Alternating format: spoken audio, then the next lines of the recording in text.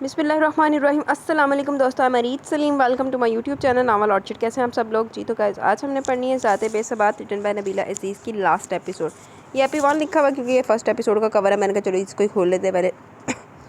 तो हमने last episode पढ़नी है, तो उससे पहले अगर आपने मेरे चैनल नावल ऑर्चिड को सब्सक्राइब नहीं किया तो सब्सक्राइब कर दें और साथ में बेल आइकन भी प्रेस कर लें ताकि आने वाली वीडियो आपको मिलती रहे। तो आए पढ़ते हैं ज़ाते बेसबात रिटन बाय नबीला अज़ीज़ की लास्ट एपिसोड।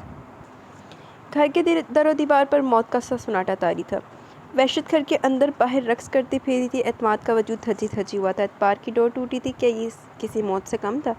और हिबा वो तो जैसे पत्थर का मुजस्मा बनी बैठी थी। इसके जहन पर सिर्फ़ और सिर्फ रजब अफरीदी का अक्स जमा हुआ था। बस वही नज़र आ रहा था। और गफ़ार इलाही तो जैसे अपनी तमाम इज़्ज़त की जमा पूंजी लुटाकर खुद खाक का ढेर बने बैठे थे। जो कर सकते थे कर चुके थे। अब इनके पास खामोशी के सिवा कुछ नहीं रह गया था। लेकिन इस खामोशी में एक कंकर गिरा जो इन्हें अजीब से फैसले पर आमादा कर गया। हम लोग आपसे रिश्ता जोड़ना चाहते हैं। आप अपनी बड़ी बेटी कहाँ से आए हो? गफ़ार इलाही बहुत सर्दोसपाट अंदाज में पूछ रहे थे। हमारा ताल्लुक़ पेशावर से। रजब अफरीदी छोटा भाई है हमारा। हिबा के साथ ही यूनिवर्सिटी में पढ़ता है। हिबा जानती है इसे। ज़रियाब अफरीदी को नहीं मालूम था कि अपने भाई की मोहब्बत में वो इसकी मोहब्बत तो मांगने आ गया, लेकिन मोहब्बत मांगते मांगते कभी कभी अजाब भी हिस्से में आ जाते हैं। शादी कब करना चाहते हो? अब की बार ज़रियाब अफरीदी पूरी तरह चौंके और सामने बैठे गफ़ार इलाही की दिमागी हालत पर शुबा हुआ था, जो गैर मामूली बातें कर रहे थे। जब आप मुनासिब समझे हम बारात लेकर आ जाएंगे। जुम्मे को आ जाना, रुखसती हो जाएगी। वो कहकर उठ गए और ज़रियाब अफरीदी को साख तो सामत छोड़ के वो गूंग बैठे थे। इन्हें यकीन नहीं है कि ऐसा फ़ैसला एक सगा बाप अपनी बेटी के लिए कर सकता है, वो भी ऐसा बाप जो मुकम्मल होशो हवास में हो। वहाँ से उलझे उलझे वापस आए थे। भटचाई और गुलजानी को रजब की पसंद देखने और मस्बत जवाब मिलने का बेचैनी से इंतजार था। जैसे ज़रियाब अफरीदी ने आकर इत्तला दी, वो खुशी से झूम उठी और जब इस खबर ने रजब के कानों तक रसाई हासिल की तो वो पथरा गया। लाला सही, ये कैसे? पगले, तुम हमसे यही मामला छुपा रहा था ना? इन्होंने इसे सीने से लगाते हुए कहा। लेकिन लाला साईं, वो बेयकीनी से कुछ बोल ही नहीं पा रहा था। बस अब दुल्हन घर लाने की तैयारी कर, दिन बहुत कम रह गए हैं। वो इसका कंधा थपक कर चले गए तो भरजाई ने घेर लिया। फिर गुलजानी वारी सदके जाने लगी और वह सब कुछ छोड़कर हैरान परेशान से सीधा आफाक के पास आ गया। और आफाक भी इस खबर से मुस्तजब सा रह गया। इसे भी यकीन नहीं आ रहा था, मगर यही हकीकत थी। इंसान जिस काम के हो जाने की उम्मीद ही ना रखता हो, जिस चीज़ की से तोक्का ही ना वो हो जाए, तो वो यकीन और बेयकीनी के दरमियान डोलता रहता है। इसे ख्वाब से हकीकत तक सफ़र तय हो जाना एक फसाना लगने लगता है। और वो भी चुपचाप इस फसाने को देख रहा था। हिबा इलाही आज हिबा अफरीदी के रूप में सरता पास सजी सवरी इसके पहलू में बैठी थी। शादी मुबारक हो। अरूज और फरहाद कश्मीरी बैक वक्त मुबारकबाद देकर फूल और गिफ्ट दे रहे थे। यार तेरी मोहब्बत सच्ची थी, तू जीत गया। अल्लाह से मुकद्दर हर किसी का लिखे। थोड़ी देर बाद फरहान ने रजब से सरगोशी की और रश्क का इजहार किया। रजब अपनी जीत पर खुद मशकूक था। किसी के रश्क पर फ़ख्र कैसे महसूस करता? इसकी बात सुनकर खामोशी रहा। शादी काफ़ी धूमधाम से अपने अंजाम को पहुंची, लेकिन रुखसती के वक्त रोते रोते अचानक हिबा के आंसू थम जाना खतीजा बेगम का दिल चीर गए थे। रानी और हानिया भी इससे लिपट कर बेतहाशा रोई, मगर वो खामोशी से आगे बढ़ती चली गई। अब इसके दाएं बाएं रजब अफरीदी की भरजाई और कज़न्स थी। हिबा इलाही ना बहुत पैड़ी हुई। मैं बहुत बुरा था हिबा, बहुत ज़्यादा बुरा था, लेकिन मोहब्बत पूरे इंसान के मन में समाते तो तन की तमाम बुराइयां भी निकाल के फेंक देती है। मन के साथ साथ तन भी मुअत्तर और पाकीज़ा कर देती है। तुम्हारी मोहब्बत मेरे मन में उतरी तो मैं तन की तमाम बुरी ख्वाहिशात से निकल आया। मैं जो हमेशा हुस्न का छूकर महसूस करने का कायल था, तुम्हारी पाकीज़ा खूबसूरती को दूर से देखकर दिल को सराब होता महसूस करने लगा था। शायद यही पाकीज़गी तुम्हारी इनफरादियत थी कि मैं सब कुछ छोड़ छाड़ के तुम्हारी तरफ झुकने लगा। लेकिन शायद मेरा दिल मेरी आंखों में बस चुका था।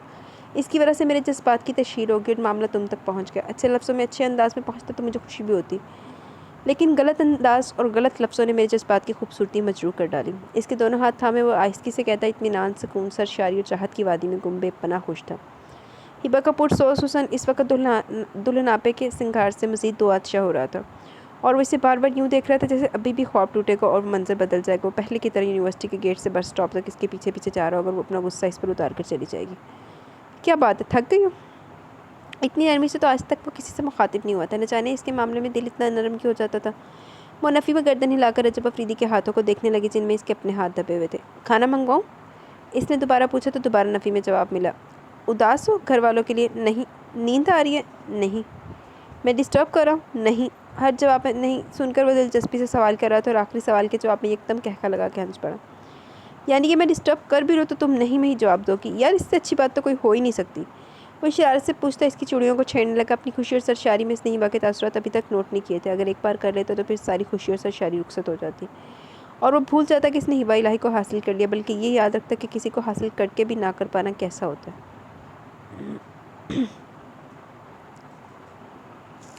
ला हासिल की अज़ियत कैसी होती है, जो मौजूद भी हो और बज़ाहिर हासिल भी हो, लेकिन वो ऐसी अज़ियत से बेखबर रात की मदहोश खूबसूरती में डूबा किसी और दुनिया की सैर कर रहा था। हाय इंदी सारी मदहोशियाँ आस्ता आस्ता करके लथ जानियाँ। मेरा नेक सुबह सुबह भरजाई दरवाजे की चौखट में खड़ी अपने रस्म व रिवाज के मुताबिक नेक मांग रही थी और वो इन्हें टालने की कोशिश कर रहा था। क्या वो भरजाई, क्या मिला नेक में? रजब की पुप्पी साथ लाला रुख करीब चली गई। अभी इसकी नींद ही पीछा नहीं छोड़ रही, नेक क्या देगा भला? भरजाई ने इसे खफकी से घूरा। भरजाई प्लीज़ दोपहर में दे दूंगा, अभी मुझे कुछ खबर नहीं मेरा वॉलेट कहाँ रखा है, और अगर रखा है तो इसमें कैश भी है भी या नहीं। इसने भरजाई से भी ज़्यादा खफकी ज़ाहिर की। ठीक है मत दो, फिर पूरे 7 रोज़ के लिए अपनी दुल्हन को भूल जाना। वो कहकर मुड़ गई और चंद सेकंड बाद जब इसे भरजाई की धमकी समझ आई तो वो खिला के इनके पीछे लपका। भरजाई अरे रुके ना, भरजाई कैसे जुल्म करने चली हैं? इसने भरजाई को कंधों से थाम लिया। मतलब की बात कहो, हमें और भी बहुत से काम है। वह बचनबियत दिखा रही थी। प्यारी भरजाई आप रुके, आपका नेक अभी लेकर आता हूँ। वो इन्हें सेट होया ना, वो इन्हें वहीं खड़ा करके बेडरूम में चला गया और थोड़ी देर बाद एक डिब्बा हाथ में लिया आ गया। ये रहा आपका नेक। इसने खफकी से कहा, चेहरा भी खफा खफा नजर आ रहा था। इंतहाई भारी मोटे मोटे सोने के कंगन बेहद खूबसूरत थे। भरजाई को यकीन है कि लापरवाह से रजब अफरीदीन के नेक के लिए पहले से इंतजाम किए हुए था। जीते रहो, अल्लाह तुझे लाखों खुशियाँ दे और तेरी जोड़ी सलामत रखे। इसके माथे पर प्यार करते हुए इन्हें एहसास हुआ कि वही इनका बेटा है। आज तक रजब के होते हुए ने औलाद की कमी महसूस नहीं की थी, ना ही कभी अल्लाह से शिकवा किया था कि इनकी गोद क्यों खाली रखी। शायद इन्हें रजब की सूरत में बेटा नजर आता था। अब मेरी दुल्हन मेरे पास ही रहेगी ना, इसने शरारत से कहा तो मुस्कुराती हुई चली गई। शाम को वलीमे की रस्म थी। ज़रियाब अफरीदी ने बेशुमार लोगों को इनवाइट कर रखा था और रजब ने भी अपने दोस्तों को फैमिली समेत मधु किया हुआ था। पूरा दिन हिबा कमरे में लड़कियों के दरमियान बैठी थी। गांव की औरतें काफ़ी इश्तियाक से अफरीदियों की छोटी बहू देखने आ रही थी। सबको दुल्हन बहुत पसंद आई, मगर दुल्हन के चेहरे पर मुस्कुराहट की कमी भी सबको महसूस हुई थी और ये कमी भरजाई भी महसूस कर चुकी थी। रजब इधर आओ। इन्होंने अपने जानने वालों के साथ बातों में मसरूफ़ रजब को करीब बुला लिया। जी भरजाई खैरियत? वो इनके चेहरे पर तफक्कुरात के बादल मंडाते देख चुका था। तुम्हारा अपनी दुल्हन से झगड़ा तो नहीं हुआ? नहीं ऐसी तो कोई बात नहीं हुई। क्यों? आपको ऐसा क्यों लगा? वो सरनफी में हिलाते हुए बोला। बस मुझे लगा कि दुल्हन खुश नहीं लग रही, सुबह से चुपचाप हाथ पे हाथ धरे बैठी है, कुछ खाना वगैरह भी नहीं खाया और इसके घर वाले भी अभी तक नहीं आए। कोई मसला तो नहीं? अरे भरजाई क्यों परेशान होती है, सब कुछ ठीक ठाक है। जहाँ तक इसकी चुप और खुश रहने की बात है तो आप ज़रा खुद सोचें कि एकदम से जब कोई अपनों से जुदा होकर एक नई और अजनबी जगह पर आता है तो वो खुश कैसे लग सकता है। और चुप तो इसने होना ही है। ये जो ढेर सारी ख़वातीन इसके पास बैठी हैं, क्या वो इनकी ज़ुबान समझती है? रजब ने ड्राइंग रूम में बैठी औरतों के जमघटे में खामोशी हिबा को वालहाना नज़रों से देखते हुए भरजाई को समझाया। मजबूरन भरजाई को इसकी बात से मुत्तफिक होना पड़ा। एक बात सुनो। वो जाते थे दोबारा मुड़ आई और रजब के कंधे पर हाथ रखा। जी सुनाइए। वो नज़रों का जावे बदल चुका था। कितना प्यार करते हो इससे? इनके अंदाज में संजीदा सी शरारत थी। इतना प्यार कि मर जाऊँ तो भी इसी का नाम अल्लाह ना करे। कैसी मनहूस बातें करते हो। कितनी अच्छी बात पूछी थी, लेकिन तुमने तो दिल ही दहला के रख दिया। भरजाई ने दहल के इसकी बात काट दी। लहजे में खौफ सिमट आया। मेरा मतलब था कि इतना प्यार करता हूँ कि दिल चाह रहे सब लोगों औरतों को हटाकर खुद इसके सामने जाकर बैठ जाऊँ, इसे देर तक देखता रहूँ। उनका दिल बहलाने के लिए बात बदल के वो मुस्कुरा कर इसके सर पर चपत लगा चुकी थी। वो हंसता हुआ दोबारा मर्दों के लिए मखसूस के हिस्से की सिम पड़ गया, मगर शाम को इसकी सारी खुशी और सरशारी हवा हो गई। माँ क्या सी ना सारी मदोशी आस्ता आस्ता हिब्बा काट देगी। हिबा तुम्हारे अम्मी बाबा और सिस्टर्स अभी तक नहीं आए, लारा से इंतज़ार करें। वो वलीमे के लिए दुल्हन बनी हिबा के पास स्टेज पर इसके बराबर बैठा तशवीश का इजहार कर रहा था। वो नहीं आएंगे। इंतहाई सर्द लहजे में इंतहाई मुख्तसर जुमला। रजब ने चौंक कर देखा। क्यों, क्या हुआ? इसके इस्तफसार के बावजूद वो खामोश रही। चुप ही रहन दे, मैं ना छेड़ मलंगा मैं कुत्ते पै जाएंगे टंगा बड़ी महफिल में बिस्त हो जाएगा। रजब भाई छड़ दे। हिबा मैं क्या पूछ रहा हूँ, वो क्यों नहीं आएंगे? इस क्यों का जवाब सरेआम मत पूछो रजब, आफरीदी बहुत अजियत उठाओगे। इसने कहते हुए जिन नज़रों से रजब को देखा, इसे अपनी मोहब्बत का शफाफ फलक तारीख होता नजर आया। इसे लगा आज भी इसके सामने हिबा इलाही बैठी है। हिबा आफरीदी ने तन कहनी भी तो हट जा, लेकिन कुछ वजह भी तो मालूम हो, वो क्यों नहीं आ रहे? अगर हमसे कोई कुछ गलती कोई भूल हुई है तो हम माफ़ी भी मांग लेंगे। ज़रियाब अफरीदी हिबा के करीब खड़े न जाने क्या क्या कह रहे थे, मगर रजब का दिमाग माऊफ होता जा रहा था। वो जान चुका था कि हिबा के दिल में इसके लिए इस वक्त क्या और आइंदा क्या होगा। वजह अब मिट नहीं सकती और माफ़ी से कुछ हासिल नहीं होगा। इसलिए आप लोग अपने एहसासात की तरफ ध्यान दें, किसी और की फ़िक्र मत करें। हिबा का लहजा, इसके अंदाज की बातें अजीब सी थी। ज़रियाब अफरीदी भी उलझ कर आएगी। लेकिन बेटा तुम जान सकती हो वलीमे की रस्म में दुल्हन के घर वाले शरीक ना हो तो लोग कैसी कैसी बातें करते हैं। कैसी कैसी बातें नहीं करेंगे, सिर्फ इतना कहेंगे कि लड़की बदकिरदार थी जो माँ बाप ने बोझ की तरह सर से उतार फेंकी, या फिर लावारिस है। इसके आगे पीछे कोई भी नहीं है। और मेरा ख्याल है कि लोगों का पहला ख्याल दुरुस्त है। मेरी बदकिरदारी की वजह से तो मेरे माँ बाप ने मुझे यूँ फेंका। क्या आप सोच सकते हैं कि किसी नेक परवीन और बाकिरदार लड़की का बाप होशो हवास के बावजूद इस तरह ब्याह सकता है? इसने ज़रियाब अफरीदी की आंखों में देखकर बेखौफ खतर का और रजब को यूँ लगा जैसे वो किसी पहाड़ के मलबे तले दबता जा रहा। हिबा की दिमागी हालत काफ़ी मशकूक नज़र आ रही थी। रजब, ज़रियाब अफरीदी ने इसका कंधा हिलाया। जी लाला साईं, इसने बेहद आहिस्तगी से पूछा। तुम हिबा को लेकर ऊपर कमरे में जाओ और ज़रा आराम से पूछने की कोशिश करो कि वो लोग क्यों नहीं आ रहे। यार ये तकरीब मुक लैन तो फिर पूछ लेना, तुम दोनों भरा ने बिस्त होकर चैन लाना मन लगता। लाला साईं वो नहीं बताएगी। रजब का एहसास हो चुका था कि कहीं ना कहीं कुछ गलत हो गया। तुम कोशिश तो करो, और मेरा ख्याल है कि इसकी अपनी तबीयत भी ठीक नहीं। ज़रियाब अफरीदी के इसरार पर इसने हिबा को स्टेज से उठने को कहा, मगर अपनी जगह पर यूँ बैठी रही जैसे कभी हिलेगी नहीं। हिबा प्लीज़, हम थोड़ी देर तक वापस आ जाएंगे और ऊपर बेडरूम तक ही तो जाना है। रजब माऊफ होते दिमाग के साथ न जाने कैसे अपनी बात मुकम्मल कर रहा था। क्यों ले जाना चाहते हो मुझे? जो भी कहना यही कहो, सबके सामने कहो। क्या छुपाने की कोशिश करते हो? पहले कुछ छुपाया जो आज छुपाने की कोशिश कर रहे हो? बोलो क्यों ले जा रहे हो मुझे? वो एकदम चीख उठी थी और पूरे हाल में एकदम सकूत छा गया। ज़रियाब अफरीदी, रजब अफरीदी, भटजाई, गुलजानी, आफाक, फरहाद, मुदस्सिर और मेहमानों के अलावा रजब के ख़ानदान वाले भी पहुँच कर रह गए।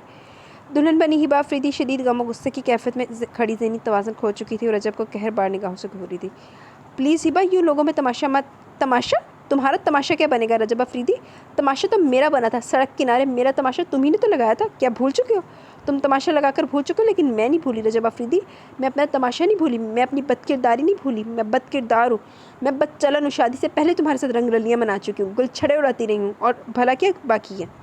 वो अपने हवासों में नहीं थी और वहाँ मौजूद लोग दम बखुद इसे देख और सुन रहे थे।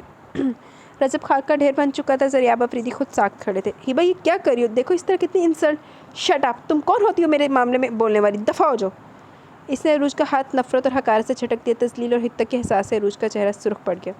फरहाद भी शर्मिंदा हो चुका था, लेकिन शर्मिंदगी की गहरी दलदल में तो रजब अफरीदी था, जिसकी ज़ात के इज़्ज़त के आज हिबा इलाही ने सरेआम पर खच्चे उड़ा दिए थे।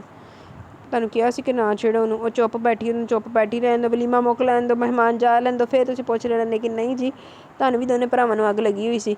हुण पै गई ठंड, हो गए बेस्त, चैन मिल गया। अफरीदी हवेली पर 2 रोज़ से सन्नाटा छाया हुआ था। घर में चहल पहल थी भी बराह नाम थी। रजब 2 दिन से अपने बेडरूम में नहीं गया था। भरजाई, गुलजानी और ज़रियाब अफरीदी अपनी अपनी जगह पर परेशान और सोचों में गुम थे, और हिबा 2 रोज़ से बेडरूम में थी। गुलजानी ने रजब को खामोश बैठे देखा तो बात करने की हिम्मत कर ही ली। पुत्र, तू यूँ चुपचाप हाथ पर हाथ धरने से कुछ नहीं होगा। तुम्हें आराम सुकून से इसके पास बैठकर समझा बुझा के पूछना चाहिए कि ऐसा क्यों हुआ। अगर वो फिर भी ना बताए तो भूल जाओ इस बात को, अपनी आगे की ज़िंदगी के लिए समझदारी से कदम बढ़ाओ। हो सकता है इस रोज़ परेशानी और गुस्से में अपना इख्तियार खो बैठी हो और अब अपने किए पर नादिम हो। तुम्हें इसकी कैफियत जानने की कोशिश करनी चाहिए। वैसे भी वो इस घर में बिल्कुल अजनबी है, अकेली बैठी रही तो बुरे ख्यालात का शिकार होगी। इसे तनहा मत छोड़ो, अपना साथ दो। शाबाश, अपने कमरे में जाओ। इन्होंने अच्छी खासी तमहीद के बाद इसे ऊपर कमरे में जाने के लिए कहा। अगरचे इसे देखने के लिए इसका अपना दिल भी बेताब हो रहा था, लेकिन फिर भी ऊपर जाते हुए अजीब सा लग रहा था। देखो बेटा, वो इस घर में तेरे लिए आई है और तू ही इसे इस तरह छोड़ बैठा तो इसका क्या बनेगा? गुलजानी बहुत नरमी और मुलायमत से समझाती थी। इनकी बात जल्दी समझ में आ जाती थी। मैं कब इसे छोड़ बैठा हूँ गुलजानी? मैं इसे मरकर भी नहीं छोड़ सकता। मैं इसे छोड़ के खाक हो जाऊँगा, इसलिए इसको छोड़ नहीं सकता। रजब अफरीदी की शिद्दत और दीवानगी हवस थी। अंदर दाखिल होते ज़रियाब अफरीदी ने इसकी पूरी बात मुकम्मल तवज्जो से सुनी। तुम्हें कौन कहता है कि इसे छोड़ दो मेरी जान? वो तो हमारे शहज़ादे की पसंद है, इसकी खुशी है हमारे साथ, जैसे चाहे सलूक करे, हमें परवाह नहीं। इतने साल तुमने ऐश की मनमानी की, अब वो कर लेगी तो कौन सा क़यामत आ जाएगी? इनका लहजा और अंदाज बशाश्त लिए हुआ था। रजब ने हैरानगी से ने देखा। अरे पगले, तो ज़िद्दी था तो तेरी घरवाली को भी तो तेरी तरह ज़िद्दी होना चाहिए था। इन्होंने रजब को छेड़ा। थोड़ी देर बाद भरजाई भी माहौल को खुशगवार बनाने के लिए शरीक हो चुकी थी और फिर इन्होंने ज़बरदस्ती रजब को कमरे में भेजा कि हिबा को साथ लेकर आओ, अगर वो चाहे तो इकट्ठे खाना खाएंगे। रजब आ तो गया, मगर अंदर कदम रखने के लिए खुद को तैयार नहीं कर पा रहा था। लेकिन आखिर कब तक दरवाजे पर हल्के से दस्तक देकर वो अंदर दाखिल हुआ। वो पूरे कमरे में अंधेरा की सोफे पर पाँव चढ़ाए दोनों घुटनों के गिर्द बाजू लपेटे बैठी थी। रजब ने आगे बढ़ के तमाम लाइट्स ऑन कर डाली और कदम सोफे की सिमत बढ़ा दी। वो कदमों की चाह पर कमरे में फैलती रोशनी महसूस करके भी खामोश ही रही और बददस्तूर एक ही अंदाज में बैठी रही। हिबा, इसने हिबा के बालों में नरमी से उंगलियां फंसाकर आहिस्ती से पुकारा। वो उसके बेहद करीब बैठा था। देखो हिबा, मैं नहीं जानता कि ये सब क्या हुआ और तुमने ऐसा क्यों किया, लेकिन फिर भी मैं अभी तक तुम पर गुस्सा नहीं कर सका। हालांकि जो कुछ हुआ वो इतनी छोटी बात नहीं जो नज़रअंदाज कर दी जाए, मगर न जाने क्या बात है तुम्हारे मामले में मैं तुम्हारे सिवा हर चीज़ नज़रअंदाज करने पर मजबूर हो जाता हूँ। मुझे तुम्हारे सामने कोई चीज़ बुरी नहीं लगती। मुझे नहीं मालूम कि ऐसा क्यों है, लेकिन इतना जान गया कि मैं अपनी पूरी हस्ती तुम्हारे सामने हार गया और तुमसे सिर्फ इतना कहना चाहता हूँ कि एक हारे हुए इंसान के जज्बात को इतना नहीं कुचलना चाहिए कि वो ज़िंदगी हार जाए। वो इसके बालों को उंगलियों से सहलाते हुए इंतहाई आहिस्ती से कह रहा था। हिबा के वजूद में हल्की सी भी जंबिश नहीं हुई। इसका अंदाज़ा निश्चित था। क्या बात है, नाराज़ हो? इतना कुछ हो जाने के बाद भी वो उल्टा इसी की नाराज़गी की फ़िक्र में मुब्तला था। हिबा ने आहिस्ती से सर उठाकर इसे देखा। नज़रों में स्पाट एहसास था और बर्फ़ जैसी सर्द कैफियत थी। एक लम्हे के लिए रजब अफरीदी का दिल डूब के उभरा। रुस्वा होना कैसा लगता है रजब अफरीदी? इतनी चुपती हुई बात वो कितने तहम्मुल और सुकून से पूछ रही थी। मैं पहले कह चुका हूँ, मैंने तुम पर कोई एतराज़ नहीं किया, मुझे तुम पर कोई गुस्सा भी नहीं है। शायद ऐसा होना ही था। रजब का तहम्मुल और सुकून भी इंतहा का था। लगता तुम्हारे सीने में एहसास करने वाला दिल नहीं, वरना तुम्हें अपने भाई की हालत ज़रूर महसूस होती। हिबा का लफ्ज़ तर था, एकदम बर्फ़ जैसा यख और बेहिस। मेरे सीने में दिल है, लेकिन दिल में अना, ज़िद और गुस्सा नहीं रहा। और तुम्हारी मोहब्बत का एजाज़ है, जिसकी मोहब्बत का इतना करम हो, इस पर इंसान अपनी अना, अपनी ज़िद और अपना गुस्सा नहीं आजमा सकता। रही बात मेरे भाई की, तो तुम्हें ये भी बता दो कि मेरे भाई के सीने में मुझसे भी ज़्यादा बड़ा दिल है, और इस दिल में मोहब्बत बहुत वसी पैमाने पर फैली हुई है। इसलिए वो इन छोटी छोटी बातों पर अपने आप को परेशान नहीं करते। वो इस वक्त मुझसे ज़्यादा फ्रेश नज़र आ रहे हैं। इसकी बात सुनकर हिबा की रंगत गुस्से से सुर्ख होगी। वो एकदम गुस्से से फट पड़ी। हाँ, तुम लोगों को क्या फ़र्क पड़ता है? तुम लोगों को फ़र्क नहीं पड़ ही नहीं सकता। फ़र्क तो गरीब लोगों को पड़ता है, जिनकी इज्जत भी बहुत गरीब होती है, सिसक सिसक कर परवान चढ़ती है।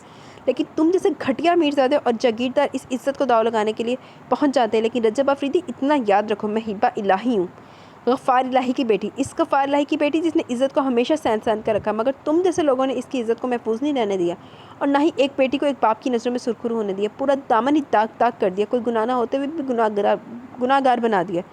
रजब अफरीदी, मैं बद किरदार ठहरी हूँ तो सिर्फ तुम्हारी वजह से। मैं कभी तुम्हें माफ़ नहीं करूँगी। तुम ज़िंदगी भर सुख का सांस लेने को तरसोगे। मेरी बहनें अजाब सहेंगी तो तुम भी जहन्नम जैसी आग में तड़पोगे। मेरी माँ रोएगी तो तुम्हारे घर वाले भी खून के आंसू रोएंगे। रजब अफरीदी, पछताओगे। तुमने बहुत खसारे का सौदा किया, और ये खसारा में भी ऐसा है कि ज़िंदगी भर ताब नहीं ला सकोगे। तुमने अपनी ज़िद में मेरा ये जिस्म तो हासिल कर लिया ना, लेकिन जिस्म के अंदर धड़कते दिल और रूह को कभी हासिल नहीं कर सकोगे। तुम कभी भी मुझे अपना कर भी अपना नहीं बना सकते। तुम हिबा इलाही को मार चुके, तुमने दफन कर दिया हिबा इलाही की ज़ात को। वो रजब का गिरबान पकड़े हिज़यानी अंदाज में चिल्लाती हुई न जाने क्या क्या कहे जा रही थी। रजब ना समझी के आलम में हैरत ज़दा बस इसका ही पागलपन देख रहा था। वो जो मुंह में आ रहा था बोले जा रही थी। बाकी अफराद भी शोर सुन चुके थे और अपने अपने मुकाम पर चुपचाप बेबस से खड़े थे। वो भी अपनी जगह पे सही है यार, हिबा भी सही है, लेकिन गलत तो रजब ने। हाँ, उसको सड़क पर टेम्पर लूज़ नहीं करना चाहिए था, उसका हाथ नहीं एटलीस्ट पकड़ना चाहिए था। लेकिन उसके बाद अगर वो उसके भाई अगर रिश्ता लेके गया तो वो तो फिर कोई भी बुराई वाली बात नहीं है। लेकिन क्या कह सकते हैं, मैंने मोहब्बत करके कोई गुनाह नहीं किया था शहवार, जिसकी मुझे इतनी कड़ी सज़ा दे रही है। मुझे 2 साल हो चुके हैं, मैं कभी सुकून की नींद नहीं सो सका। इन 2 सालों में मैंने इस बर्फ़ की मूरत से न जाने कितनी बार सर टकराया, लेकिन वो बर्फ़ एक बार भी नहीं पिघली। वो खुद तो पत्थर थी, अपने साथ मुझे भी पत्थर का बना रही है। शहवार प्लीज़ मुझे बताओ, मुझे किस गुनाह की सज़ा मिली है? आज शादी के 2 साल बाद इत्तफाकन एक रेस्टोरेंट में शहवार और रजब अफरीदी का टकराव हो गया, और शहवार हिबा के मुताल्लिक पूछने लगी तो रजब ने इसे थोड़ी देर के लिए रोक लिया था। और जब सारी तफसील बयान की तो शहवार हैरत से गुंग देखती रहेगी, मगर रफ्ता रफ्ता सारी बात समझ में आती गई। ये सब हिबा का कसूर नहीं है, ना ही आपका कसूर है, बल्कि ये सब किया धरा हिबा की छोटी बहन रिदा इलाही का। रिदा इलाही? रजब को हैरत का झटका लगा। वो पहली बार ये नाम सुन रहा था। हाँ, रिदा इलाही हिबा से तकरीबन 1-1.5 साल ही छोटी होगी। हिबा MBA करने की गर्ज से यूनिवर्सिटी आ गई तो रिदा को अकेले कॉलेज ज्वाइन करना पड़ा। वो फर्स्ट ईयर की स्टूडेंट थी, लेकिन गलत सोहबत ने से गलत सिमत चलने पर मजबूर कर दिया। गफ़ार अंकल को अपनी चारों बेटियों से बेपनाह मोहब्बत थी। वो उन्हें आला तालीम दिलवाना चाहते थे, और इसके लिए दिन रात मेहनत करने में कोशा रहते, और काफ़ी असूल पसंद आदमी थे। वो अपने कॉलेज फेलो को पसंद करने लगी थी, और इसे ये भी पता था कि मालूम था कि वो कभी भी अपनी पसंद से शादी नहीं कर सकेगी। इसलिए एक रोज़ घर छोड़कर इस लड़के के साथ भाग गई जिसे वो पसंद करती थी। गफ़ार अंकल को अपनी तरबियत पर इतना मान था कि जब वो मान टूटा तो वो हर एहसास से आरी हो गई। इन्होंने हिबा, राबिया और हानिया को तख्ता मश्क बना लिया। रोहान जो सब बहनों से बड़ा था, वो भी बहनों से मुतनफ़र हो गया। लोगों की बातों से इस कदर तंग आ गया कि शहर ही छोड़ गया। हिबा बहनों में सबसे बड़ी थी। इसने अपने आप से अहद कर रखा था कि वो अपने बाप का खोया हुआ एतमाद ज़रूर बहाल करेगी। लेकिन एक रोज़ शायद बस स्टॉप पर गफ़ार अंकल ने हिबा को आपके साथ खड़े देख लिया, और फिर रही सही कसर वहाँ पूरी होगी। इन्होंने घर आकर हिबा को बहुत ज़्यादा टॉर्चर किया। राबिया और हानिया ने रोकने की कोशिश की तो इन्होंने इन दोनों को भी बहुत ज़्यादा मारा। खदीजा आंटी घर में ऐसी क़यामत देखकर चुप साध चुकी थी, और इन्हीं दिनों आपके लाला साईं प्रपोज़ल लेकर चले गए। शदीद नफ़रत और गुस्से का मुज़ाहिरा करते गफ़ार अंकल ने फ़ौरन हामी भर ली। शायद आप लोगों को ये बात गैर मामूली नहीं लगी थी, वरना कोई भी बाप इस तरह अपनी बेटी को रुखसत नहीं करता। और ये भी एक हकीकत है कि अपने आंगन से हिबा की डोली नहीं जनाजा उठा था, क्योंकि रुखसती के वक्त गफ़ार अंकल ने हिबा से कह दिया था कि आज से इनका हिबा से हर ताल्लुक़ ख़त्म हो चुका है। ना वो कभी इससे मिलेंगे और ना ही वो इनसे मिलने की कोशिश करेगी। अगर ऐसा हुआ तो अपने साथ साथ राबिया और हानिया को भी मार डालेंगे। इस तरह सिर्फ आपसे रिश्ते जुड़ते हिबा के बाकी सारे रिश्ते नाते सबसे टूट के वो गुनाहगार ना होते हुए भी सज़ा की लपेट में आ चुकी थी। शादी के रोज़ इसकी सज़ा शुरू हो चुकी थी, मगर इससे भी ज़्यादा सज़ा राबिया और हानिया ने झेली है। चंद रोज़ कबल मुझे लाहौर के एक मेडिकल स्टोर पर खदीजा आंटी मिली थी। इन्होंने ये सारी तफसील बताई, और ये भी कि राबिया और हानि की तालीम का सिलसिला इन्होंने 2 साल पहले बंद करवा दिया था, और अब तो आए रोज़ वो दोनों पर हाथ उठाते रहते हैं। ज़रा सी बात होती है वो मारना शुरू कर देते हैं। और मेरा ख्याल है कि इतनी अजियत और बेदपारी झेलने के बाद अगर हिबा का रवैया आपके साथ इतना सर्द है तो ये कोई हैरत अंगेज़ बात नहीं, क्योंकि ऐसे हालात में मजबूत से मजबूत भी असाब का मालिक इंसान भी ऐसा ही सलूक करता है। और यकीनन आपको अंदाज़ा हो चुका होगा कि हिबा कहीं से भी गलती पर नहीं, बल्कि गलती आपसे ही हुई थी, जो इस तरह की जल्दबाजी में इसे भी अजियत दे बैठे और अपनी ज़िंदगी में मुश्किल में डाल दी। शहवार की गुफ्तगू सुनता वो दम बखुद बैठा, जैसे पत्थर का मुजस्मा बन चुका था। इसे हैरत का शदीद तरीन झटका लगा था। हिबा की बहन रिदा इलाही, इसके जहन में धमाके हो रहे थे, हर चीज़ गड़बड़ होती जा रही थी।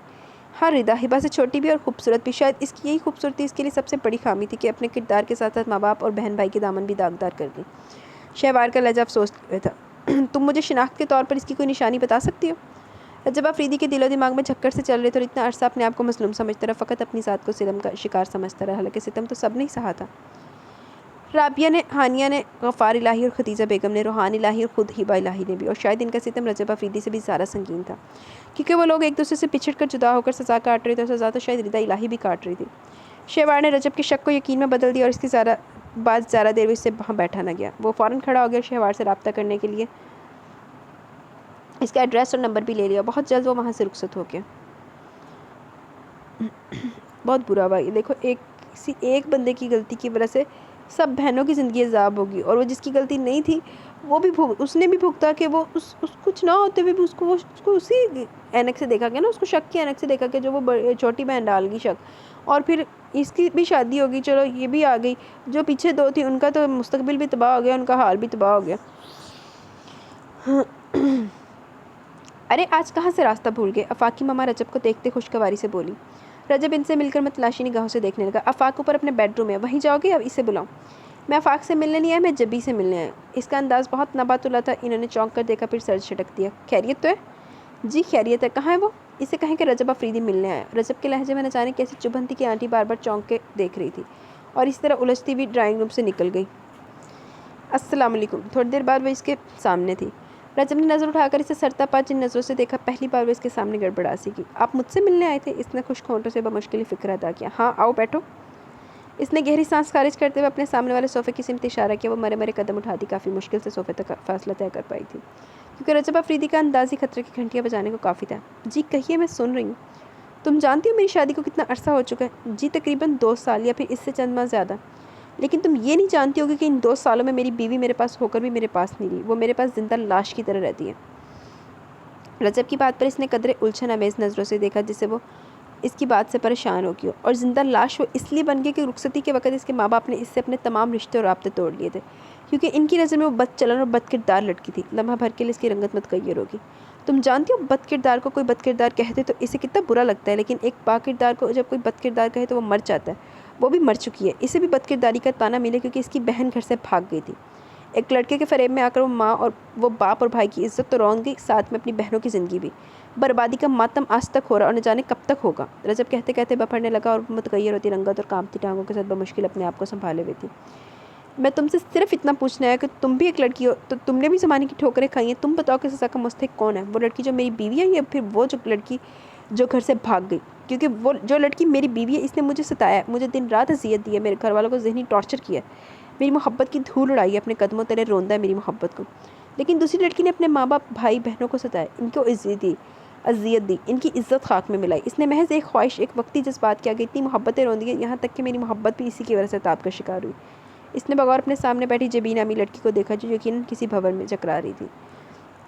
बोलो ना जबी, कौन सज़ा का मुस्तहिक है, मेरी बीवी या फिर मेरी बीवी की बहन? वो इसे बोलने पर उकसा रहा था और वो अपने होंठों की लर्जिश छुपा रही थी। इसकी हालत गैर हो रही थी। आप ये सब मुझसे क्यों पूछ रहे हैं? बिलाकर इसे बोलना ही पड़ा, क्योंकि तुम रिदा इलाही और हिबा इलाही का शौहर होने के नाते मैं तुमसे इतना पूछने का तो हक़ रखता ही हूँ कि सज़ा किसे दूँ, तुम्हें या फिर तुम्हारी बहन को? वो इसकी आंखों में आंखें डाल के गुस्से से देखता बेहद गज़बनाक हो रहा था, और वो दोनों हाथों में चेहरा छुपाकर फूट फूट कर रो पड़ी। प्लीज़ मेरे सामने जज्बाती सीन क्रिएट करने की कोई ज़रूरत नहीं है। मुझे साफ साफ बताओ, तुम कहाँ कहाँ किस किस को धोखा देती आई, और तुमने आफाक के सामने इतने झूठ क्यों बोले? हालांकि वो तुम्हारा मोहसिन था, तुम्हें इतनी बुरी हालत से निकाल कर यहाँ ले आया, रहने के लिए छत ही नहीं बल्कि इज्जत, एहतराम और एतमाद भी दिया। तो तुम तो शायद ये हर किसी का एतमाद तोड़ने का अहद कर रखा है। तुम्हें किसी की भी परवाह नहीं सवाए अपने आप के। तुमने अपने माँ बाप और बहन भाइयों का एहसास तक नहीं किया। आफाक का एहसास तुम्हें भला क्यों होगा? नहीं रजब भाई, ऐसा नहीं है। मैं शट अप, मुझे भाई मत कहना। मेरी बहन तुम जैसी खुदगर्ज नहीं हो सकती, बल्कि मुझे तो नदामत हो रही है कि तुम हिबा जैसी लड़की की बहन हो। वो हिबा जिसे अपनों से बिछड़ने और बाप का एतमाद मजरूर होने की पादाश में आज तक हर खुशी खुद पर हराम कर रखी है, जिसने मेरी बेपनाह और अंधी मोहब्बत को हमेशा ठुकराया, हमेशा मेरे दिल को पाश पाश करती रही, सिर्फ इसलिए कि वो तुम्हारे लगाए हुए दाग को धो नहीं सकी थी। और तुम एक फ़रेब के बाद दूसरा फ़रेब देने के लिए तैयार खड़ी हो। प्लीज़ अल्लाह के लिए मुझे गलत मत समझिए। मैंने सिर्फ इसलिए सच नहीं बताया कहीं आफाक मुझे पनाह देने से इनकारी ना हो जाए। मैं सच बता दी भी तो क्या कि मैं अपनों को ठुकरा कर खुद भी इतनी बड़ी ठोकर खा चुकी हूँ। तुम काबिल रहम नहीं हो, क्योंकि तुम जैसी लड़कियों के साथ ऐसा ही होना चाहिए, बल्कि ऐसा ही होता है। तुम जितनी भी ठोकरें खाओ कम है। वो इस वक्त गुस्से में सफाकी के हद को छू रहा था। इसका जी चाह रहा था रिदा इलाही का हुलिया बिगाड़ के रख दे, और वो रजब अफरीदी की इस कदर नफरत और शदीद रद्द-ए-अमल देखकर रोए जा रही थी। जब से आफाक इसे अपने घर लेकर आया था, हमेशा रजब अफरीदी और आफाक बदर ने इसकी बेपनाह इज्जत की थी। इसे हमेशा एहतराम से मुखातिब किया था और आफाक की मामा ने भी इसे माओ जैसा प्यार दिया। लेकिन आज ये सब भी ख़त्म हो चुका था। आज एहतराम से देखने वाली नज़रों से नफरत लपक रही थी। नफरत हो रही है इस दुनिया से कि इसमें तुम जैसी बेटियाँ और तुम जैसी बहनें भी हैं। लेकिन फ़ख्र हो रहा है मुझे इस कायनात में जिसमें हिबा जैसी लड़कियाँ भी हैं, जो किसी की बेपनाह मोहब्बत को अपने माँ बाप की इज्जत और एतमाद पर तरजीह नहीं देती, चाहे इसके लिए इनका अपना सुख और आराम दाव पर लग जाए। रजब के लहजे में एकदम फ़ख्र का एहसास उतरा और रिदा के लिए आंखों में अभी भी नफरत का जज्बा हवस था। प्लीज़ मुझसे जो कुछ हो चुका है मुझे देखो, मेरे सामने ये आंसू, ये माफ़ी तलाफ़ी का चक्कर मत चलाओ। तुमसे ये कहने आया हूँ कि आफाक को इस बात की खबर होने से पहले पहले अपना ठिकाना ढूंढ लो। मैं नहीं चाहता कि वो मज़ीद तुम्हारे किसी फ़रेब का शिकार हो। रजब सख्ती से कहता हुआ पलटा, लेकिन आफाक का धुआं चेहरा देखकर इसके कदम साख्त हो गए थे, और रिदा भी रोते रोते आफाक को देखकर एकदम पत्थर आ गई। वहाँ मौजूद तीनों नफूस अपनी अपनी जगह पर साख्त और सामत खड़े थे। किसी के पास भी कहने के लिए कुछ न था। और फिर सबसे पहले वहाँ से रजब ने कदम उठाए और वहाँ से निकलता चला गया। पीछे आफाक और जबीन आमी रिदा इलाही में क्या गुफ्तगू और बहस व तकरार हुई वो नहीं जानता था। इतनी थकन और ज़हनी टेंशन के बावजूद वो गांव आने के लिए बिल्कुल तैयार था, और हवेली में दाखिल होते इसने पहली बार हिबा के मुतल्लिक पूछा, वरना हमेशा वो सिर्फ इसे निगाहों से तलाश करता था, कभी मुंह से छूटते इसके बारे में इस्तफसार नहीं किया। खैर तो आज कुछ ज़्यादा ही दीवाने लग रहे हो, भरजाई ने दिलचस्पी से देखते हुए छेड़ा। हाँ भरजाई, आज मैं सचमुच इसका दीवाना हो रहा हूँ। आज जी चाह रहा अकीदत से झुककर इसे सलाम पेश करूँ।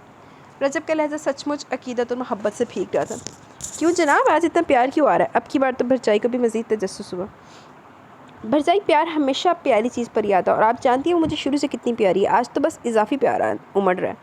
आज बहुत अरसे बाद भरजाई को रजब के लबो लहजे और अंदाज़ो त्वार में खुशी में की रमक महसूस हो रही थी, वरना हमेशा हिबा की तरफ से दिल बर्दाश्त होकर वो खोया खोया नजर आता। 2 सालों में इन्होंने एक बार भी रजब को खुश और मुतमिन नहीं देखा था।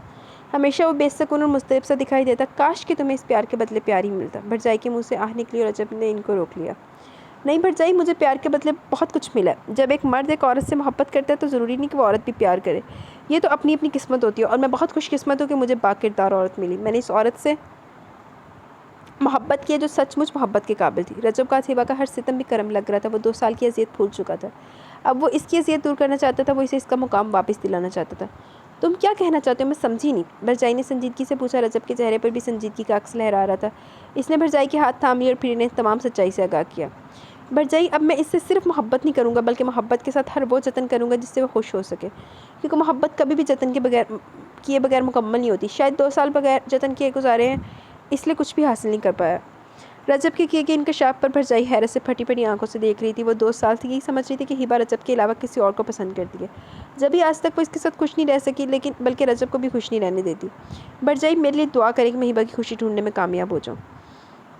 वो दिल की गहराइयों से दुआ गोता भरजाई से देखती रह कि वो उठकर अपने कमरे में जा चुका था। हिबा सोई थी। वो बिना हट के बेड के करीब और छुपकर हमेशा की तरह इसके माथे पर बूसा दिया। हमेशा इसके माथे पर बूसा देते वो डरता था कि कहीं इसकी नींद न टूट जाए, क्योंकि अगर इसकी नींद तोड़ने का इत्तेकाब कर बैठे तो फिर यकीनन कोई नई सज़ा जारी हो जाती, और वो तो अभी पहली सज़ाएं भुगत रहा था, किसी नई सज़ा का यारा नहीं था। इसलिए अक्सर बेशतर ऐसे मामलों में एहतियात करता था। इस वक्त भी वो इसे दिलो नज़र में जज़ब कर रहा था, और यकीनन एहसास तशक्कुर से मगलूब था कि वो इसकी बीवी है। इस बात पर वो जितना भी शुक्र अदा करता कम था। ज़रियाब अफरीदी को इसके इरादों का पता चला तो इन्होंने भी भरपूर साथ देने का वादा किया था। वो भी हिबा को खुश देखना चाहते थे। इनकी हवेली भी खुशियों के लिए तरस रही थी। गुलजानी और भरजाई ने भी इसे दुआओं से नवाजा, और वो रवानगी की तैयारी कर रहा था। लेकिन इन 2 सालों में पहली मरतबा वो इतने दिनों के लिए हवेली से बाहर जा रहा था, वरना 3-4 दिन से ज़्यादा वो हवेली से बाहर नहीं रह पाता था। मेरे साथ कराची चलोगी? वो पैकिंग करते करते इसके करीब आ गया। हिबा का हाथ बालों में हेयर ब्रश फेरते हुए लम्हा भर के लिए रुका, फिर दोबारा हरकत करने लगा। रूहान से मिलोगी? इस दफ़ा पूरी इसकी सिमत घूम की आंखों में हैरत थी। हाँ हिबा, मैं रूहान से मिलने जा रहा हूँ। मैं इसे तुम्हारे पास लेकर आऊँगा, फिर तुम अपने अम्मी अब्बू से मिलने जाओगी, राबी और हानिया से मिलोगी। सब कुछ ठीक हो जाएगा, सब कुछ वैसा होगा जैसे तुम चाहती हो। रजब ने इसके शानों पर हाथ रखते हुए कहा। पहले तो चंद सेकंड वो इसे देखती रही, फिर एकदम कहका लगाकर हंसी और हंसती चली गई। तुम रोहान भाई से मिलोगे, अम्मी अब्बू से मिलोगे, राबी और हानी से भी मुलाकात होगी, अमेजिंग, वाह कितने खुशख्याल हो, कितने ऊंचे ऊंचे ख्वाब देखते हो। वो और ज़्यादा हंसने लगी। हिबा, मैं इन ख्वाबों और इन ख्यालों को सच करने जा रहा हूँ। रजब अफरीदी, ये गुड्डे गुड़िया का खेल नहीं है। तुम मर भी जाओ तो ऐसा कभी नहीं हो सकेगा। अपने बाप और भाई को मैं जानती हूँ, तुम नहीं। इसके लहजे से नफरत छलकने लगी। रजब फिर भी मुतमईन नहीं था। अगर ऐसा ना हुआ तो मैं सचमुच मर जाऊँगा। हिबा, मेरी ज़िंदगी में अगर तुम कोई खुशी ना देखो, ये तुम्हें मैं तुम्हें कोई हिबा मेरी ज़िंदगी में अगर तुमको खुशी ना देखो या मैं तुम्हें कोई तोहफ़ा ना दे सका तो इस ज़िंदगी का क्या फ़ायदा। यानी रोहान भाई ना आ सके तो तुम मर जाओगे। वो मजाक उड़ा रही थी। रजब ने बगौर इसे देखा और गहरी सांस खींच दी। हाँ, मर जाऊँगा।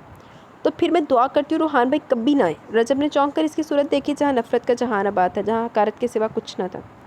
वो पलट कर बेड की सिम जाने लगी। जब रजब ने एकदम एक झटके से अपनी सिम खींच दिया, वो बेसाख्ता तवाज़ुन खोने की वजह से इसके सीने से टकराई थी।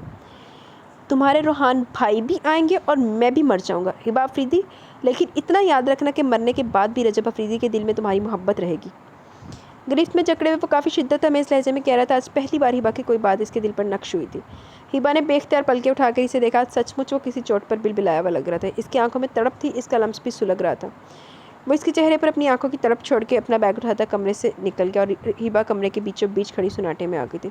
दूर फिट्टे मुँह तेरे थे, एक को तेरे से एड्डा कुछ कर रहा है तो फिर तू सिरे चढ़ी जा रही, मर जाए, मर गया तो फिर तेरे वगैरह रोंदी पिटने रोना पिटना पाना पाया है ना।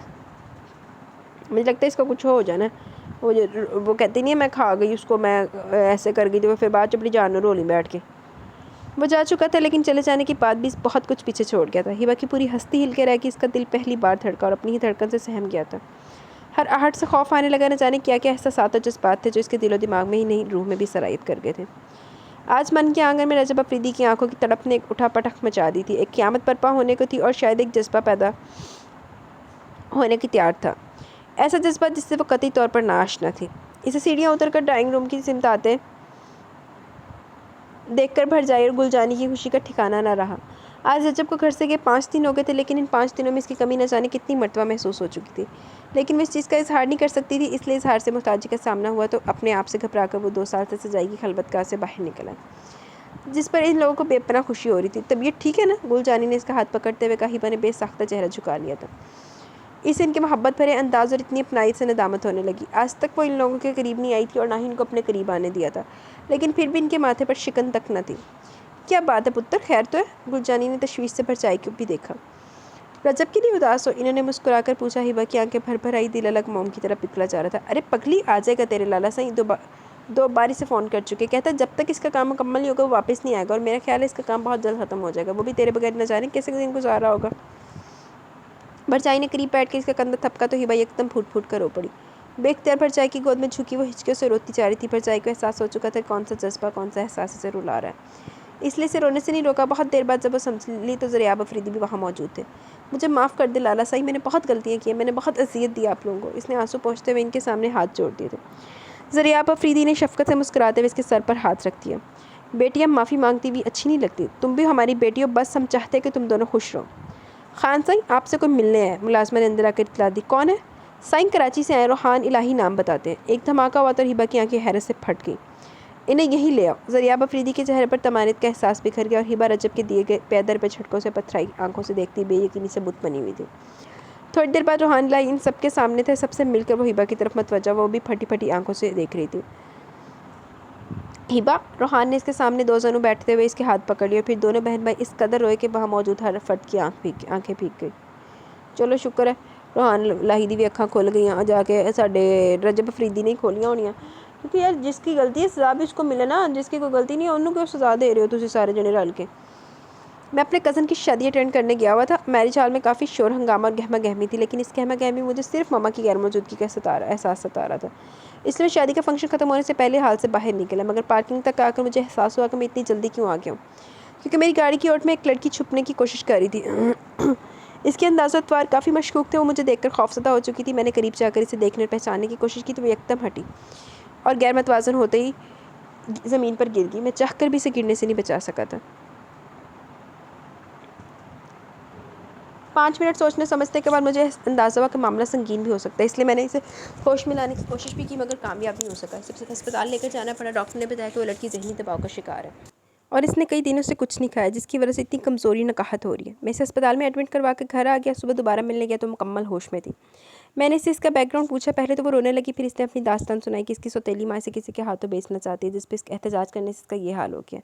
लेकिन वो मौका मिलते घर से भाग निकली है, मगर वो लोग इसे भी अभी भी ढूंढ रहे हैं, इसलिए वो चंद दिनों के लिए पला लेना चाहती है। मैं पहली बार इसी सिचुएशन से 2-4 हुआ था, इसलिए कुछ समझ नहीं पा रहा था। इसलिए मैंने ये मामला अपनी मामा और रजब के सामने रख दिया। मामा हर वक्त बीमार रहती थी, इनको भी किसी सहारे की ज़रूरत थी। इन्होंने इस लड़की से मिलने की ख्वाहिश ज़ाहिर की। रजब ने भी इस लड़की को जांचने के बाद ही कहा कि किसी अच्छे ख़ानदान से बस हालात के चक्कर में उलझ चुकी है, इसे पनाह देने से कोई नुकसान नहीं होगा। इसलिए इस लड़की को, जो बकौल इसके काफ़ी मसलूम थी, इसे घर ले आया। मेरी मामा की तबीयत कभी कभी काफ़ी बेहतर हो जाती है और कभी कभी वो इतनी बीमार हो जाती है कि इनकी ज़िंदगी की उम्मीद ही ख़त्म हो जाती है। लेकिन इस लड़की के आ जाने से मुझे मामा की तरफ से काफ़ी इत्मीनान हो गया, क्योंकि पहले ही घर से बाहर होता था तो मुझे टेंशन रहती थी, मगर अब ऐसा नहीं था। अब वो मामा की केयर करने लगी थी। लेकिन एक अजीब सी बात थी कि रजब इसे जब भी देखता यही कहता कि इस लड़की को कहीं देखा है। और जब एक रोज़ इसने इजहार कर ही दिया कि ये जबीन नामी लड़की हिबा इलाही जैसी लगती है, चंद रोज़ पहले ये गुथी सुलझी कि वो जबीन नहीं है और इसकी दास्तान भी छूटी है। क्योंकि चंद रोज़ कबल शहवार रजब को किसी रेस्टोरेंट में मिली थी। इसने आपके मुतालिक सारी तफसील भी बताई, ये भी कि गफ़ार अंकल आपकी शादी के दूसरे रोज़ ही लाहौर चले गए थे और जाने से पहले वो बेटियों से काफ़ी मुतनफ़्फ़र और दिल बर्दाश्त थे। ऐसा होना भी चाहिए था, क्योंकि जो कुछ रिदा ने किया वो बर्दाश्त के काबिल तो नहीं था। रिदा? आफाक के मुँह से रिदा का नाम सुनकर हिबा और रोहान दोनों ही चौंके। हाँ भाभी, वो जमीन नाम की लड़की दर हकीकत रिदा ही है। रजब इससे मिल चुका और अब आपको इससे मिलवाना चाहता है। लेकिन हम इससे नहीं मिलना चाहते। हिबा के अंदाज में सख्ती थी। भाभी, जो कुछ हो चुका है इसको भूल जाए। इसने भी काफ़ी सज़ा पाई है। इसका क्लास फेलो या फिर वो कॉलेज फेलो जो भी था, निकाह करने के 2 माह बाद इसे तलाक देकर छोड़ गया था। वो इसी मुकाम पर खड़ी थी जहाँ से वापसी का कोई रास्ता नहीं था। न जाने कहाँ कहाँ से ठोकरें खाती हुई एक औरतों के गैंग के हत्थे चढ़ गई और वो इसे अपने साथ शामिल करना चाहती थी, जिससे इनकार करने की सूरत में से जिस्मानी टॉर्चर किया गया और भूखा रखने के साथ साथ कमरे में बंद रखा गया। वहाँ ये तकरीबन 2-3 माह अजियत का निशाना बनती रही और जब मौका मिला तो वहाँ से भाग गई। इसलिए जब वो मुझे मिली तो काफ़ी खौफजदा और परेशान हाल थी और मैं सोच रहा हूँ कि जब कुछ इसने किया इसकी दुगनी सज़ा पा चुकी है। अब इसे माफ़ करके आप इसका जीना आसान कर सकते हैं। आफाक इतने बड़े धचके के बाद फ़ौरन संभलने के काबिल ही नहीं रहा था। आखिर को इसे पसंद करने लगा था और इसे अपनी ज़िंदगी का हमसफ़र बनाने का फैसला भी कर चुका था। और इस फैसले के बाद इतना बड़ा इंकशाफ किसी धचके से कम तो नहीं था। फिर भी रजब के समझाने, ठंडे दिल से सोचने के मशवरे से वो एक और फैसला करते करते रुक गया। और आज रजब ने इसे हवेली आने का कहा था, जहाँ रोहान और हिबा मौजूद थे। रोहान को आए हुए आज दूसरा दिन था और कल वो दोनों लाहौर के लिए रवाना हो रहे थे। इसलिए रजब चाहता था कि हिबा और रोहान के जाने से पहले आफाक इनसे मिलकर रिदा का मामला भी डिस्कस कर लें। आप ऐसा क्यों चाहते हैं? हिबा ने आफाक को सर तपा देखा और आफाक का सर मजीद झुक गया और हिबा इसके झुके सर से जवाब पा चुकी थी। रोहान भी चुप होकर के रह गया। आफाक भी इस राह का मुसाफिर था जहाँ से कभी कोई लौट कर नहीं सका, और ना लौटने की बेबसी इंसान को सर तस्लीम में खम करने पर मजबूर कर देती है। आफाक भी मजबूर था। वो भी रिदा को इतनी आसानी से अपनी राह से नहीं हटा सकता था और हिबा की इसकी मजबूरी समझ चुकी थी, जो इसे आफाक की कैफियत का एहसास हो चुका था। अद्दा दे बंदियां की माफ़ी देनी ठीक है, उसने सज़ा पाई, लेकिन इन्हें बड़े करतूता ने सज़ा ही पाई है। हवेली से निकलते हुए इसका दिल बहुत बार बार घबरा रहा था। वो किसी अनजाने खदशे से अंदर ही अंदर सहमी हुई थी, लेकिन अंदर उमड़ने वाले इन खदशों को वो ज़ुबान की नोक पर लाते हुए डर रही थी। वह हवेली से जाने से पहले रजब अफरीदी को देखना चाहती थी, इससे मिलना चाहती थी, लेकिन चाहने के बावजूद इससे नहीं मिल सकी। भरजाई गुलजानी और ज़रियाब अफरीदी हिबा को जल्दी वापस आने की ताकीद कर रहे थे। वो हर बात पर सर हिलाती रही, मगर ये ना कह सकी कि मुझे रजब अफरीदी से मिलना है। सफ़र के दौरान भी वो खामोशी रही। हिबा, मैं क्या पूछ रहा हूँ, क्या वह इतनी खामोश क्यों? रोहान ने दोबारा इसे मतवज्जा किया। नहीं कुछ नहीं, मैं ठीक हूँ। वो चौंक कर मतवज्जा भी। हिबा, रजब के घर वाले बहुत अच्छे हैं, बहुत अपनाइयत है इन लोगों में, बल्कि मैं खुद रजब तो इनसे भी ज़्यादा अच्छा और समझदार आदमी है। रोहान इससे बातें करना चाहता था, जवाब में हूँ हाँ में जवाब देती रही थी। लेकिन लाहौर पहुँचकर जब वो रोहान के साथ घर में दाखिल हुई तो बेसाख्ती आंखों से आंसू छलक पड़े।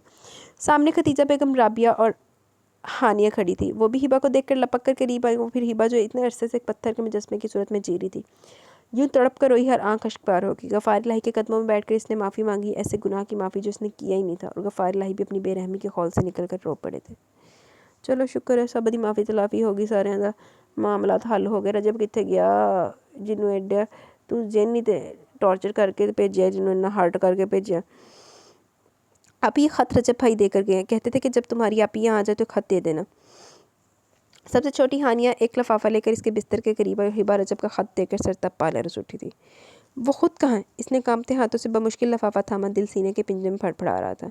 वो कह रहे थे एक दो ज़रूरी काम निपटा कर वापस पेशावर जाएंगे। पेशावर? हिबा का दिल बैठने लगा। पहले वो इतने दिनों से इससे मिलने के लिए बेचैन हो रही थी, बाद में उम्मीद बंदी कि हो सकता है लाहौर में मुलाकात हो जाए, लेकिन अब ये उम्मीद भी ख़त्म हो चुकी थी। उफ़ मेरे अल्लाह, क्यों कर रहा है वैसा मेरे सामने क्यों नहीं आ रहा? वो सोच सोच कर चकराने लगी। जब वो इसे देखना नहीं चाहती थी वो हम वक्त आंखों के सामने रहता था, और वो इसे देखने की तमन्ना चाह गई तो वो कहीं दिखाई नहीं दे रहा था। बहुत चंगा है, अब हर को फॉर ग्रांटेड ही ले लेता सी, तेरे नाल इदां ही होना चाहिए। आप ही कहाँ खो गई हैं? हानिया ने इसका कंधा हिलाया। कहीं नहीं, बस यूं ही। इसने सर झटका। चंद दिन अपना ध्यान हमारी तरफ ही रहने दे, 2 साल तो ध्यान दिया इन पर। अब की बार राबिया ने मुदाखलत करते हुए इसे छेड़ा। हिबा इनको कैसे बताती कि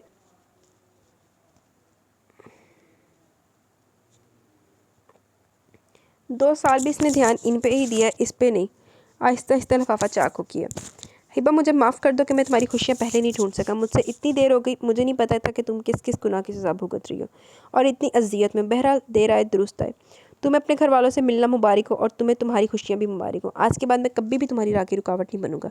रुकावट तो मैं पहले भी नहीं बना था, बस लाला सा ज़रा जल्दबाजी में प्रपोजल लेकर तुम्हारे घर चले गए। वो शायद मुझे खुश देखना चाहते थे, लेकिन इन्हें क्या पता चंद खुशियाँ शराब की मानिंद होती हैं, मिलकर भी नहीं मिलती। फिर भी इंसान इनके पीछे भागता रहता है। मैं भी 2 साल तुम्हारे पीछे भागता रहा और तुम मुझे मिलकर भी नहीं मिल सकी। मुझे इस बात का कतई दुख नहीं कि तुम मुझे नहीं मिली, क्योंकि मुझे इस वक्त इस बात की खुशी है कितना अरसा जिस चीज़ के पीछे तुम भागी हो वो तुम्हें मिल गई।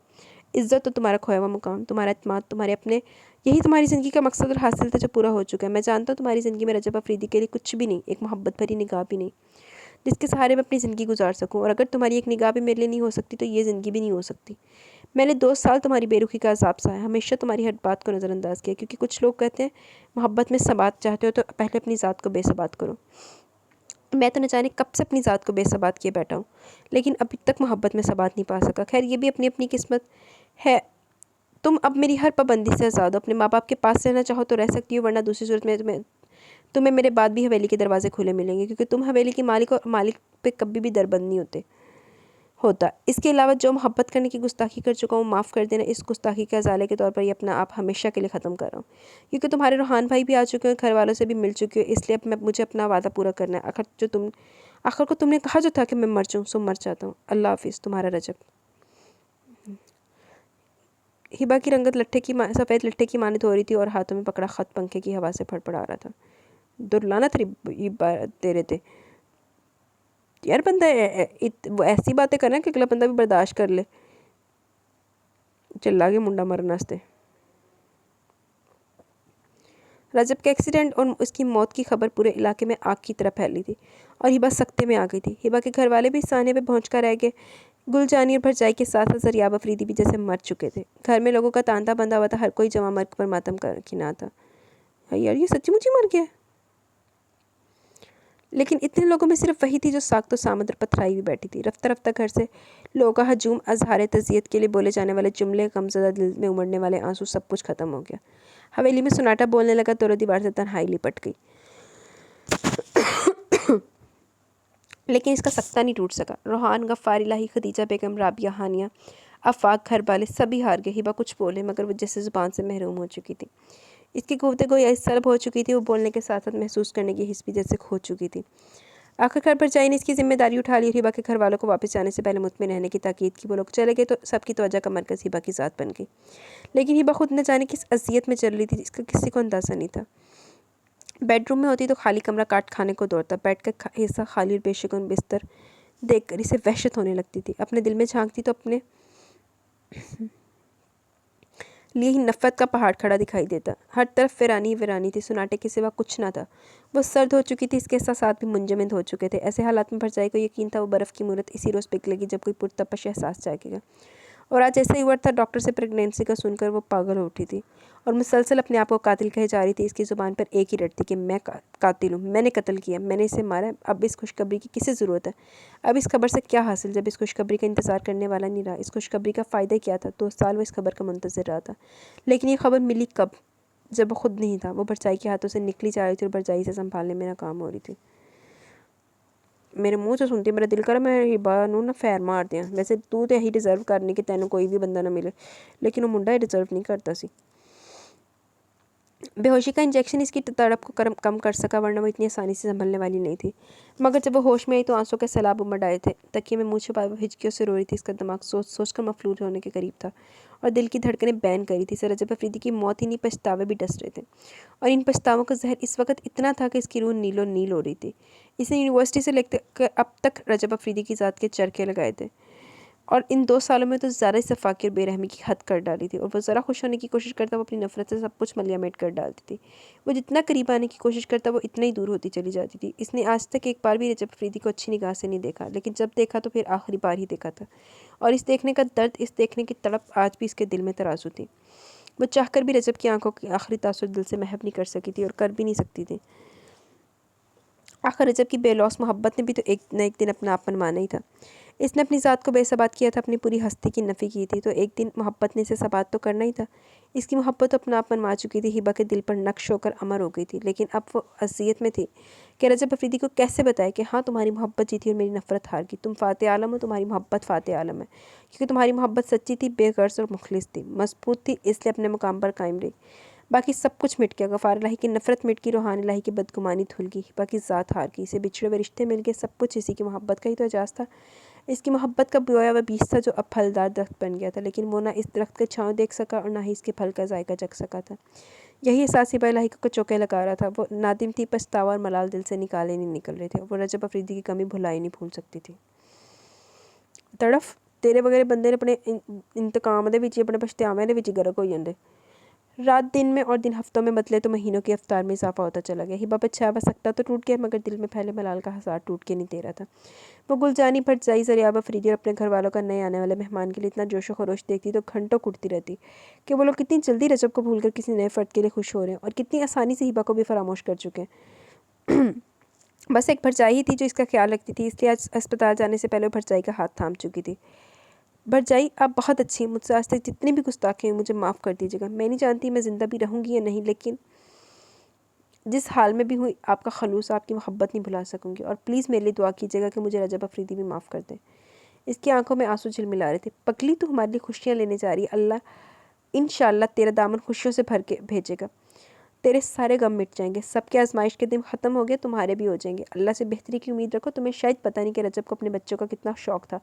वो कहता था मेरे जितने भी बच्चे हुए वो लाला साईं के बच्चे होंगे। भरजाई कह रही थी, और वो इसके जिक्र पर जपत करते करते भी फूट फूट कर रो पड़ी। अरे पागल, तू तो रो रो कर ही मर जाएगी। देख, तेरे लाला साईं को पता चलता तो डांटने के लिए पहुंच जाएंगे। शाबाश, चुप हो जा। वो इसे लिपटा कर बहलाने लगी, मगर हिबा का बहलना इतना आसान नहीं था। हिबा अपने करतूता नहीं खटियाँ खा रही। बच्चे की पैदाइश के बाद भी इसकी आंखें खाली खाली थी। इसके एहसास का दामन अभी भी वीरान था। इसके दिल में अपने बेटे को देखने की कोई तमन्ना नहीं थी, मगर इसके अलावा हर फर्द का चेहरा खुशी से जगमगा रहा था। अस्पताल में मिठाइयाँ बांटी जा रही थी, हर एक की ज़ुबान पर मुबारक का लफ्ज़ था, लेकिन जिसको सबसे ज़्यादा खुशी होनी चाहिए थी वो गम और अफसुर्दगी की लपेट में थी। आप ही, इसकी आंखें तो बिल्कुल रजब भाई की तरह, और होंठ बिल्कुल आप जैसे। राबे के लहजे से खुशी और प्यार झलक रहा था। हिबा ने लब भेजते हुए रख दूसरी तरफ मोड़ लिया। राबे ने इसकी इस हरकत पर गर्दन मोड़कर भरचाई और हानिया को देखा। वो भी हिबा का अंदाज देख चुकी थी। अस्पताल से डिस्चार्ज होकर हवेली आने तक वो लोग इस खुशी को सेलिब्रेट करते रहे। फाक हर काम में पेश पेश था। सिर्फ रिदा शामिल नहीं थी, क्योंकि गफ़ार इलाही ने इसे कबूल करने से इनकार कर दिया था। वो इसकी गलती नज़रअंदाज नहीं कर सकते थे। अपने लिए वो अपने बाप से शर्मिंदगी की वजह से अपनों की खुशियों और गमों में शरीक होने से कासिर थी। अलबत्ता बाकी सब इसे माफ़ कर चुके थे, लेकिन जब तक गफ़ार इलाही से माफ़ न करते वो अपने दिल में अटकी फांस और माथे पर तहरीर नदामत से पीछा नहीं छुड़ा सकती थी। राबे बेटा, अपनी आपी को कमरे में छोड़ा। बच्चे और हिबा की नज़र उतारने के बाद भरचाई ने इशारा किया। इसे थोड़ी देर हमारे पास ही रहने दो। रूहान और हानिया ने बच्चे को रोक लिया था। अरे जाने दो बेटा, अभी तक इसकी माँ ने तो इसे देखा ही नहीं। गुलजानी ने टोका। थोड़ी देर बाद भेज देंगे। वो लापरवाही से बोले तो गुलजानी खफकी से घूरती हुई वहाँ से उठ के वो लोग कहका लगा के हंस दिए। अच्छा अभी आप आराम करें, अभी आपके लिए खाना भिजवाते हैं। राबिया से बेड तक छोड़ के गई थी, और इसके जाते इसने तकिया चेहरे पर रख लिया। थकन की वजह से रो रही हूँ या फिर मैं याद आ रहा हूँ?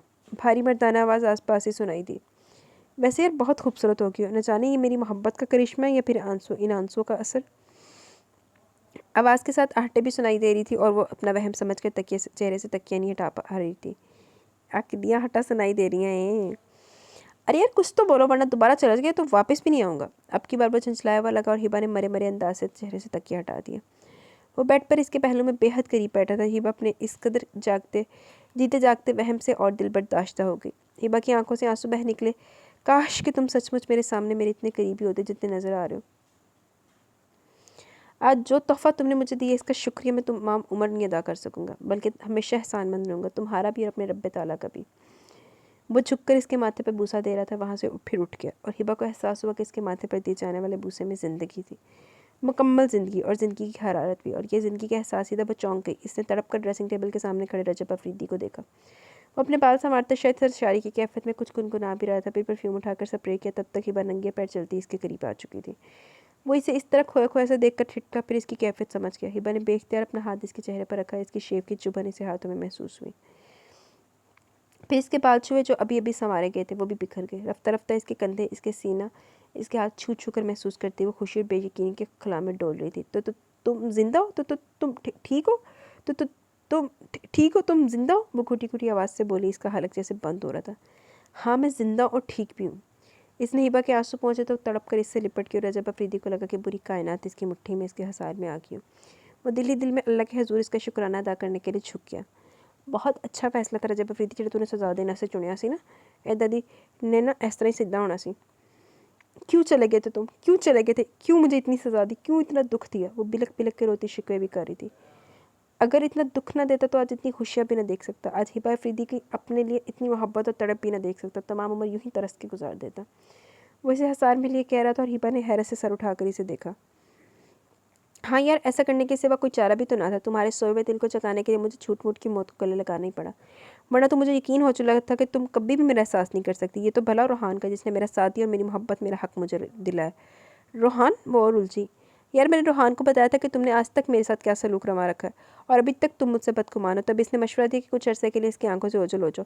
जब हर पल हर लम्हा इसके एहसास इसकी परवाह करने वाला ना रहा तो बहुत आसानी से अक्ल आ जाएगी।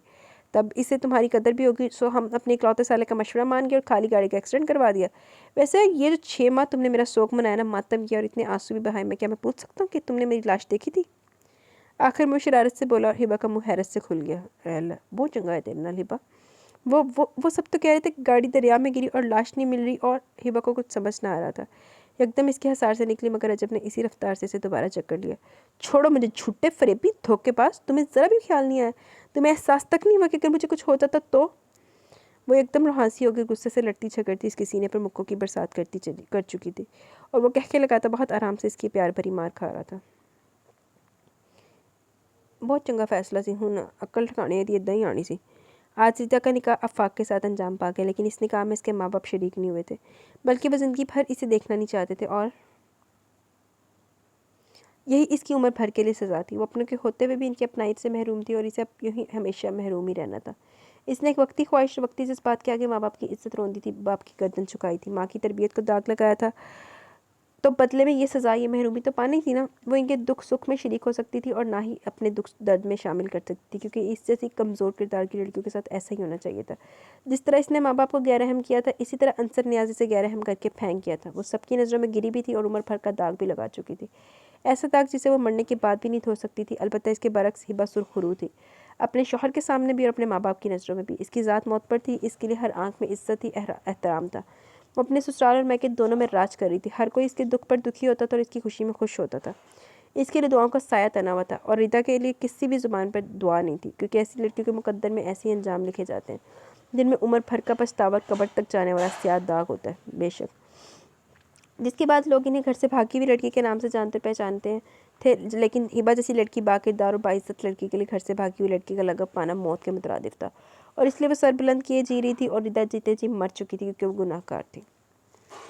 जी तो गाइज़, यहाँ पे हमारा खूबसूरत सा नावल अपने इख्तिताम को पहुँचा। कैसा लगा नावल आपको? अपनी राय का ज़रूर सार कीजिएगा। मुझे तो ये नावल बड़ा अच्छा लगा। तो रजब ने बहुत सही किया। हिबा दी ना अखा खोलने वास्ते उन्होंने बहुत सही किया, उन्हें होश ठिकाने हिबा दे इदां ही आने सी, नहीं तो फिर उसने जस्ट फॉर ग्रांट ही ले रखना था, उन्होंने कोई उनकी कदर नहीं होनी सी। तो खैर मुझे नावल बड़ा अच्छा लगा। तो अब आई थिंक सो कि नेट की सर्विस बाकी नंबर की भी बहाल हो चुकी है, तो जो लोग अभी पहले नहीं सुन सके, क्योंकि पिछले एपिसोड पे, फर्स्ट एपिसोड पे भी कम व्यूज़ हैं, उससे पहले जो नावल चला था उसके लास्ट एपिसोड पे भी बड़े कम व्यूज़ हैं, तो जिन्हें नहीं सुन सके जल्दी जल्दी वो सुनो। कल फिर हम नया नावल शुरू करेंगे इंशाल्लाह। वो भी आप अभी देखती हूँ कौन सा शुरू करना है, तो सुबह आपसे शेयर करेंगे कि कौन सा नावल होगा। सुबह नहीं, आज ही शेयर हो जाएगा। आज रात तक शेयर करने की कोशिश करूँगी कि नेक्स्ट नावल के बारे में ना थोड़ा सा। तो बाकी अभी वो उससे पहले आप ये वाले एपिसोड सुने, अपना ये वाला नावल कंप्लीट सुने और बाकी भी सुने। तो मुझे अब इजाज़त है, मैं चलती हूँ। अपना बहुत सारा ख्याल रखिएगा, दुआओं में याद रखिएगा। अल्लाह हाफिज़।